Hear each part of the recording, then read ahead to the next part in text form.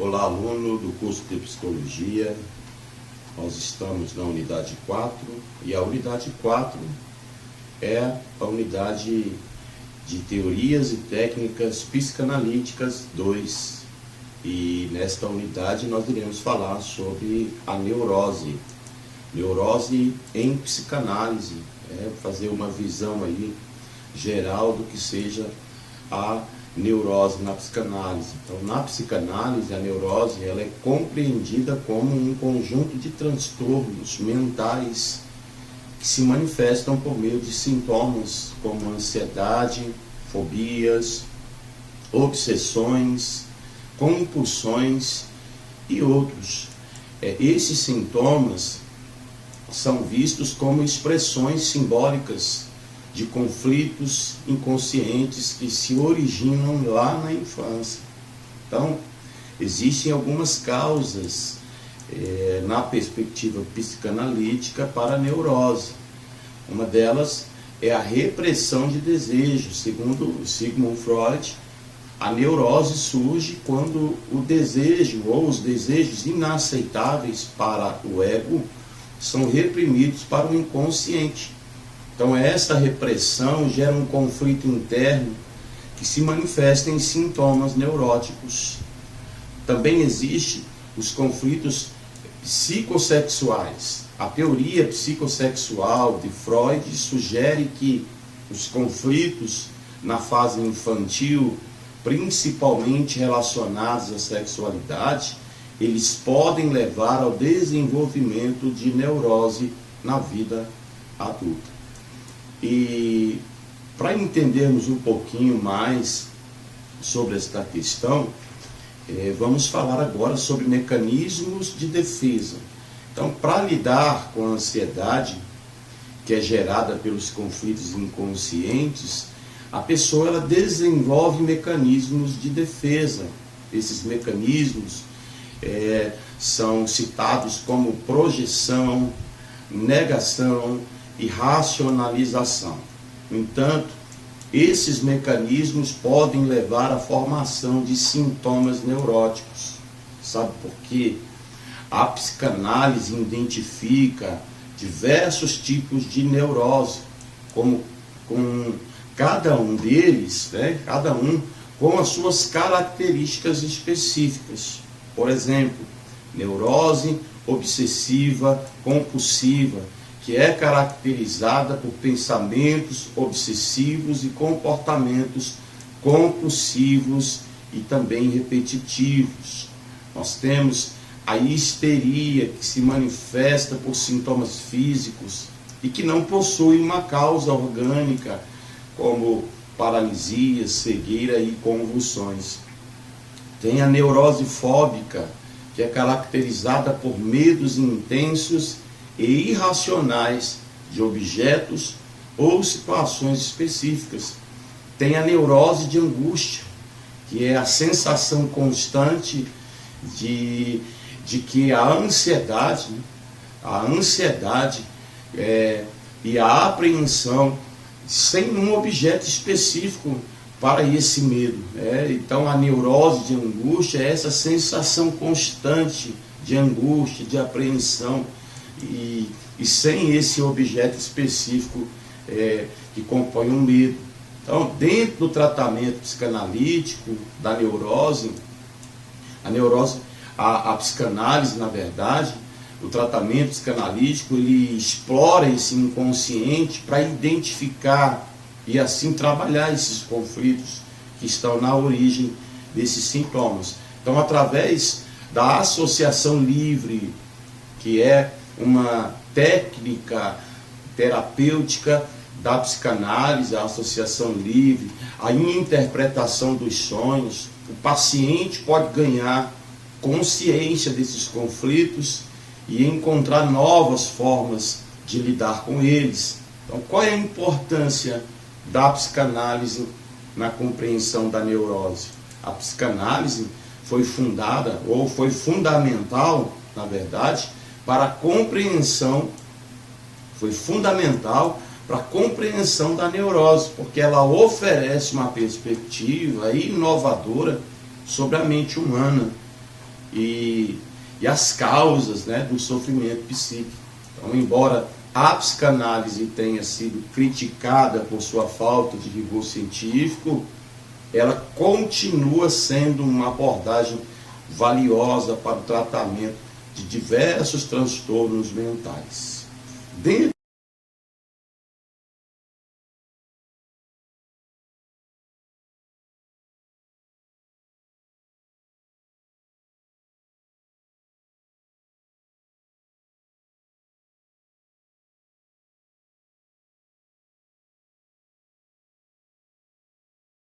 utiliza para lidar com os conflitos internos, e o objetivo seria reduzir a ansiedade.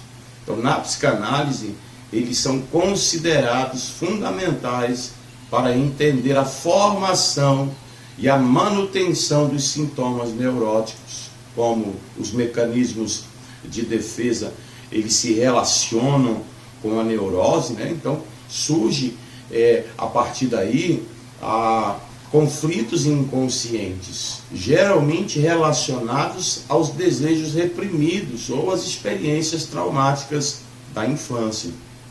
E esses mecanismos de defesa, eles atuam como uma espécie de escudo, protegendo o ego da angústia gerada por esses conflitos. Então, para manter a repressão e evitar o sofrimento psíquico, a pessoa distorce a realidade, utilizando diversos mecanismos de defesa. Então, na formação dos sintomas, a utilização excessiva ou inadequada dos mecanismos de defesa pode levar à formação de sintomas neuróticos, como as obsessões, as fobias e também as compulsões.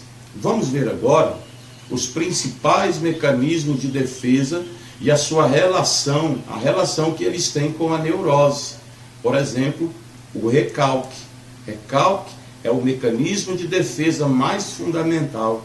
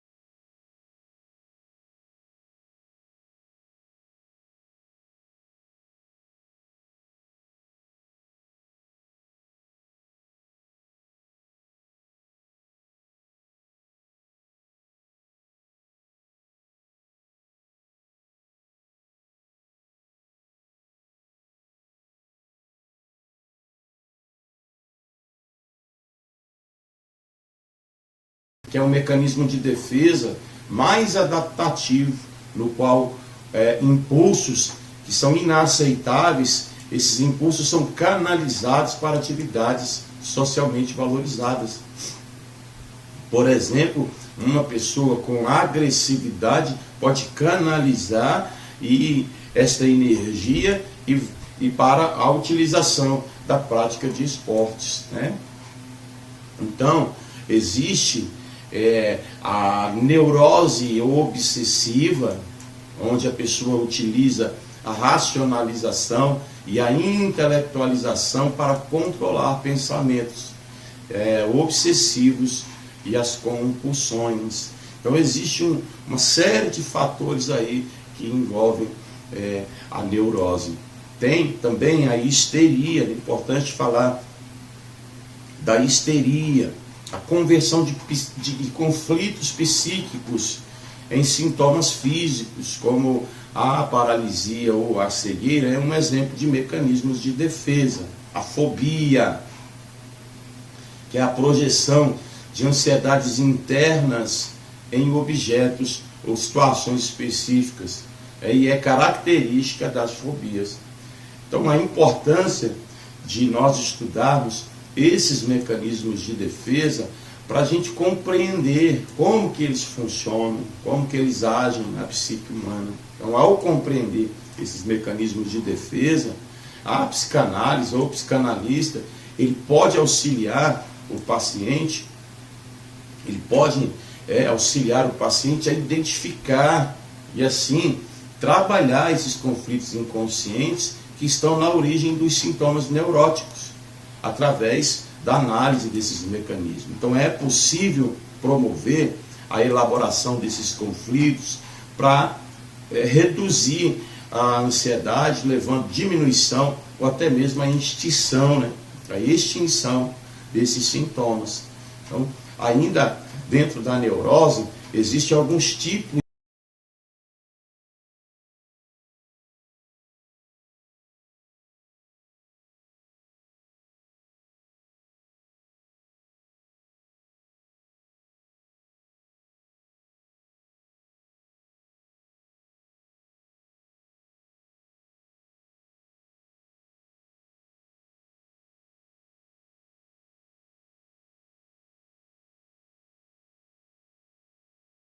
classificação das neuroses possa variar entre diferentes autores. Tradicionalmente, três tipos principais são destacados, que é a neurose obsessiva compulsiva, que é caracterizada por pensamentos intrusivos, que geram obsessões, que geram ansiedade intensa e comportamentos repetitivos, que são as compulsões, e são realizados para aliviar esta ansiedade. Nós temos também a histeria, que são características de manifestação de sintomas físicos sem causa orgânica. Então, esses sintomas, eles podem, de uma forma ou outra, expressar conflitos emocionais. E nós temos também a neurose fóbica,